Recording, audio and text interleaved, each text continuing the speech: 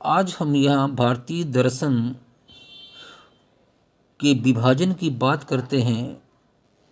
अर्थात भारतीय दर्शन का जो विभाजन हुआ है वो मुख्यतः 4 कालखंडों में हुआ है। उनकी हम चर्चा यहाँ करते हैं। पहला कालखंड है वैदिक काल, दूसरा है महाकाव्य काल, तीसरा है सूत्र काल और चौथा है वर्तमान तथा समसामयिक काल। तो इस तरह से भारतीय दर्शन को मुख्य 4 कालखंडों में विभाजित किया गया है। तो यहाँ बात करते हैं भारतीय दर्शन का जो प्राचीनतम एवं आरंभिक अंग है वो वैदिक काल को कहा जाता है। इस काल में वेद और उपनिषद जैसे महत्वपूर्ण दर्शनों का विकास हुआ है। भारत का संपूर्ण दर्शन वेद और उपनिषद की विचारधाराओं से प्रभावित हुआ है। वेद प्राचीनतम मनुष्य के दार्शनिक विचारों का मानव भाषा में सबसे पहला वर्णन है।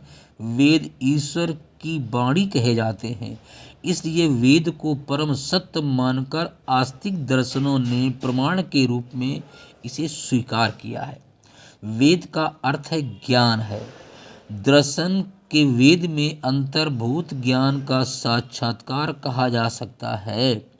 वेद 4 थे। पहला ऋग्वेद, दूसरा यजुर्वेद, तीसरा सामवेद, चौथा अथर्ववेद। तो ऋग्वेद में उन मंत्रों का संग्रह है जो देवताओं की स्तुति के निमित्त गाए गए थे। यजुर्वेद में यज्ञ की विधियों का वर्णन है। सामवेद में संगीत प्रधान है। अथर्ववेद में जादू टोना मंत्र तंत्र निहित है। प्रत्येक वेद के 3 अंग हैं। पहला मंत्र, दूसरा ब्राह्मण और तीसरा उपनिषद। संहिता मंत्रों के संकलन को कहा जाता है। ब्राह्मण में कर्मकांड की मीमांसा हुई है। उपनिषद में दार्शनिक विचार पूर्ण है। तो इस तरह चारों वेदों में ऋग्वेद ही प्रधान और मौलिक कहा जाता है। वैदिक काल के लोगों ने अग्नि, सूर्य, उषा, पृथ्वी, मरुत, वायु, इंद्र, वरुण आदि देवताओं की कल्पना की है।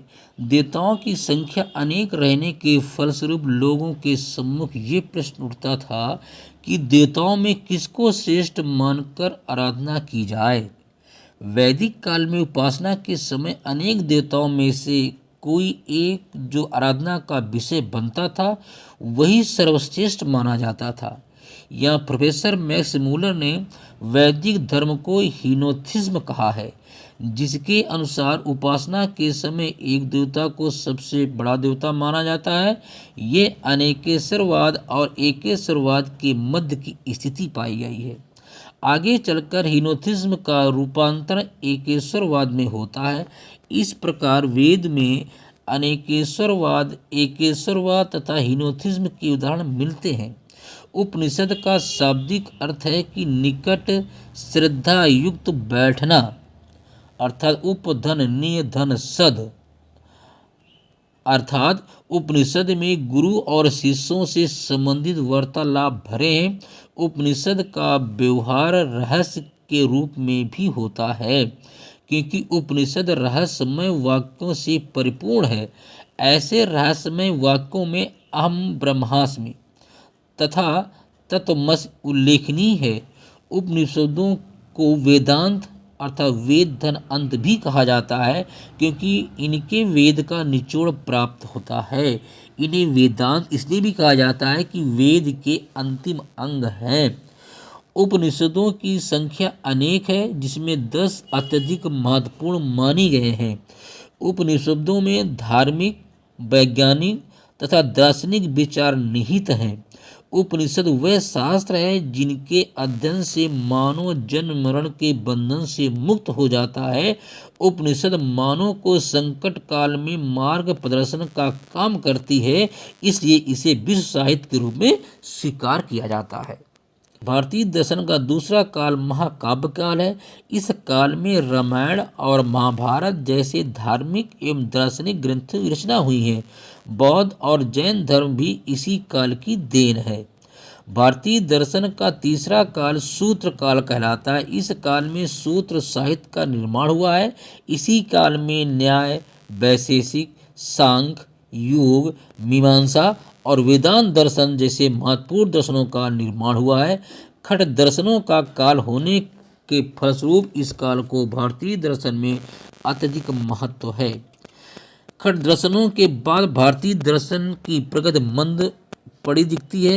जिस भूमि पर शंकर के अद्वैत वेदांत जैसे दर्शन का शिलान्यास हुआ, वही भूमि दर्शन के अभाव में शुष्क प्रतीत होने लगी थी। वेदांत दर्शन के बाद कई शताब्दियों तक भारत में दर्शन में कोई द्रष्टव्य प्रगति ही न हुई। इसके मूल कारण दो कहे जा सकते हैं। पहला कि गुलामी की जंजीर में बंधे रहने के कारण भारतीय संस्कृति और दर्शन पनपने में कठिनाई का अनुभव करने लगे। मुगलों ने हमारे दर्शन और संस्कृति को अकिंचन बनाने में कोई कसर बाकी नहीं रखी। अंग्रेज भी भारतीय विचार के प्रगतिशील होने में बाधक सिद्ध हुए। लोग यूरोपीय दर्शन का अध्ययन कर अपनी दासता का परिचय देने लगे।